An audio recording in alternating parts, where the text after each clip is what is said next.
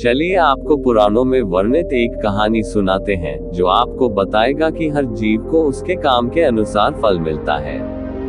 अगर कोई अच्छे काम करता है तो उसे अच्छे फल मिलते हैं और बुरे काम करने वाले दुखी होते हैं। श्री कृष्ण ने बताया कि एक गांव में दो आदमी रहते थे। एक बहुत धार्मिक था और हर दिन मंदिर जाकर भगवान की पूजा करता था, लेकिन दूसरा आदमी जो नास्तिक था हर दिन मंदिर जाता था और अपने पत्नी से धन चुराकर जूते, चप्पल और दाल खरीदता था।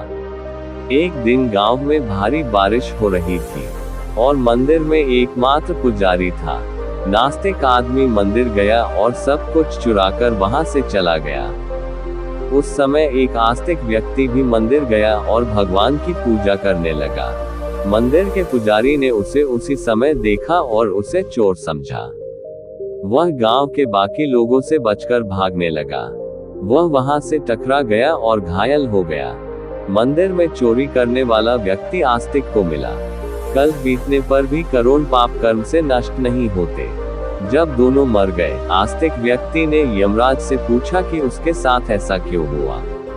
यमराज ने कहा कि अगर तुम पर झूठा आरोप लगाया गया तो तुम मर जाओगे, लेकिन तुमने अच्छे काम किए तो बच जाओगे।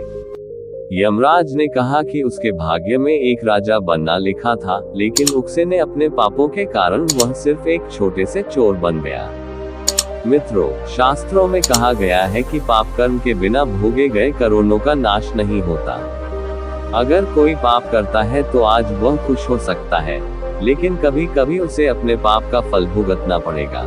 ये भी एक कहानी है कि एक बहुत पापी व्यक्ति एक रास्ते से जा रहा था और उसे बहुत सारा सोना मिल गया।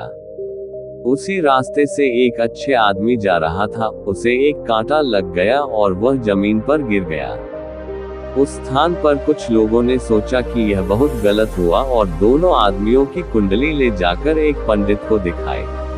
पंडित ने कहा कि पापी व्यक्ति का भाग्य राजा बनना था, लेकिन उसके पाप के कारण अब उसे सिर्फ इतना सोना मिला है। उस भले और धर्मात्मा व्यक्ति के जीवन का आज आखिरी दिन था, लेकिन उसके अच्छे कर्मों की वजह से वह बच गया। शास्त्रों में कहा गया है कि हर व्यक्ति को अपने अच्छे और बुरे कामों का परिणाम भुगतना होगा। नेक कामों से अच्छे फल मिलते हैं और बुरे कामों से बुरे फल मिलते हैं। हमें अच्छे और बुरे दोनों कामों का परिणाम भोगना होगा।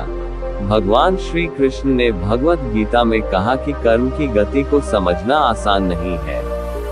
इसका अर्थ यह है कि यह समझना बहुत मुश्किल है कि किस जन्म में हमने क्या किया है और उसका क्या फल मिलेगा।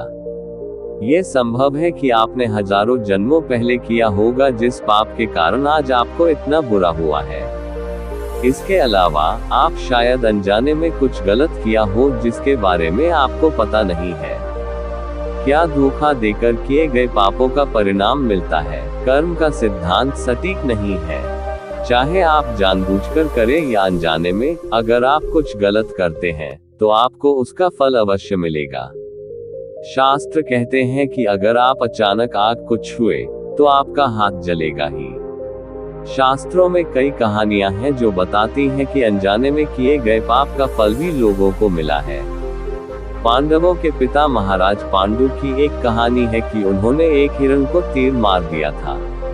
वे उस समय नहीं जानते थे कि एक ऋषि ने हिरण का रूप लिया था और उनको श्राप दे दिया था, जिसके कारण वे बाद में मर गए। सहस्त्रों के अनुसार क्षत्रिय राजाओं को शिकार करने की अनुमति थी और हिरण को मारना कोई पाप नहीं था, लेकिन पांडु को पता नहीं था कि वे एक ऋषि थे, इसलिए उन्हें इतना बुरा श्राप मिला कि वे मर गए।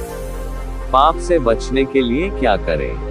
श्रीमद् भगवद गीता में भगवान कहते हैं कि कर्म और उसके फलों को समझना बहुत कठिन है, लेकिन प्रत्येक व्यक्ति अपने कर्मों के फल अवश्य प्राप्त करता है।